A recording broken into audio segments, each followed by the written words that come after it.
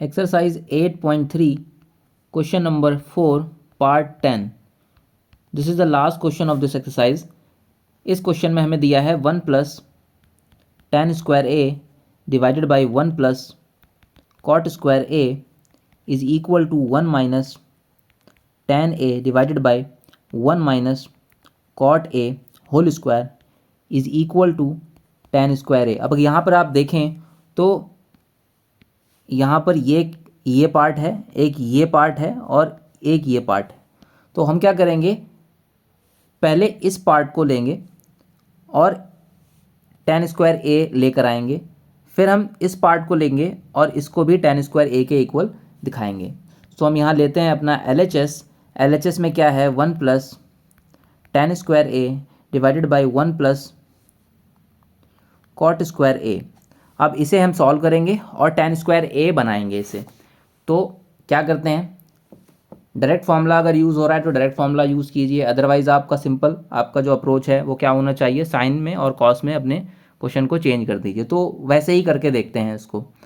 So 1 plus tan square A को क्या लिखेंगे, sine square A divided by cos square A. Okay, नीचे 1 plus cot square A को क्या लिखेंगे,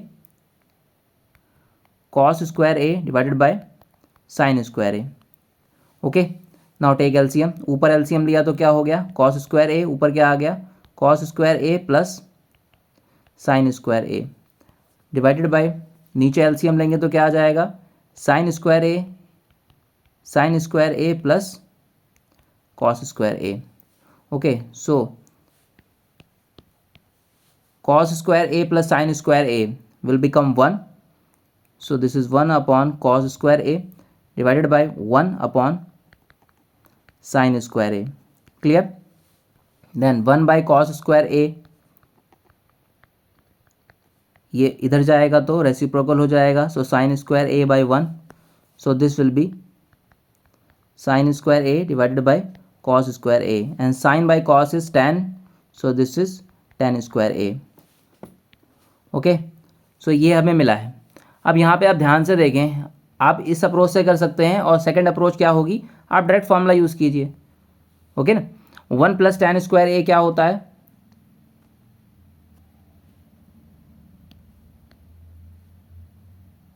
सेक स्क्वायर ए।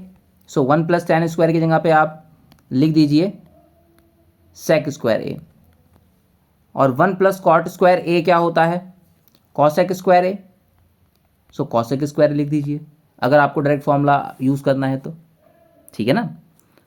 डायरेक्ट फार्मूला से आपने 1 प्लस tan स्क्वायर ए को सेक स्क्वायर ए लिख दिया और 1 प्लस कॉट स्क्वायर ए को कॉसेक स्क्वायर लिख दिया, ठीक है। तो अब आप सेक स्क्वायर ए को चेंज करेंगे तो ये क्या लिखेंगे, 1 bye cos square A divided by cosec square को क्या लिखेंगे, 1 bye sine square A. Okay, now नीचे डिनोमिनेटर को जब आप मल्टीप्लाई में ले जाएंगे तो क्या होगा, रेसिप्रोकल हो जाएगा। So this will become cos square A into sine square A by 1, so this will become sine square A by cos square A. Again you will get tan square A, ठीक है, you will get same result. आप चाहे इस तरह से करें, चाहे आप डायरेक्ट फॉर्मूला यूज़ करके करें, you will get tan square A. Okay, ठीक है, तो दोनों ही तरीके से आपने समझ लिया है, आप जैसे चाहें वैसे इसको कर सकते हैं कंफर्टेबली। नाउ सेकंड पार्ट, आपका जो RHS दिया है यहाँ पर 1 minus tan A upon 1 minus cot A का होल स्क्वायर, इसे भी हमें tan स्क्वायर ए के बराबर लेकर आना है। सो नोट करते हैं, my RHS is 1 minus tan A divided by 1 minus cot A का होल स्क्वायर। अब यहाँ पे देखें, आप यहाँ डायरेक्ट फार्मूला यूज़ नहीं कर सकते आप, ठीक है ना, अदरवाइज इसको आप होल स्क्वायर कीजिए ऊपर नीचे और फिर इसको a माइनस बी का होल स्क्वायर फार्मूला लगाइए, वहाँ से भी कर सकते हैं आप।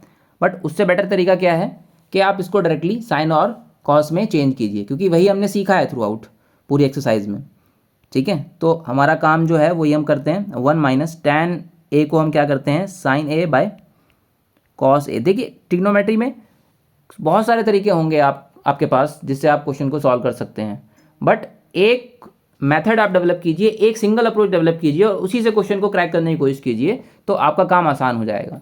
दिक्कत इस एक्सरसाइज में, इस तरह के सवालों में यही आती है कि हमें दिखता नहीं है कि हम क्या करें, स्टार्ट कहाँ से करें, कौन सा इसमें अप्रोच लगाएं या कौन सा फॉर्मूला लगाएं। तो उसका सबसे बेस्ट तरीका ये है, प्रैक्टिस जब करें इन क्वेश्चंस की, जो हमने पीछे भी क्वेश्चंस किए हैं पूरी एक्सरसाइज में, उसमें एक सिंगल अप्रोच से आप क्वेश्चन को सॉल्व कीजिए, डील कीजिए। तो अगर कोई प्रैक्टिस भी कीजिए तो इसी सिंगल अप्रोच के साथ कीजिए। तो अगर कोई अननोन क्वेश्चन भी आता है एग्जाम में तो आप वही अप्रोच रखिए, you will get your answer. Okay, ठीक है ना। So this will 1 minus denominator में क्या हो जाएगा, 1 minus cot, cot will become cos A by sine A.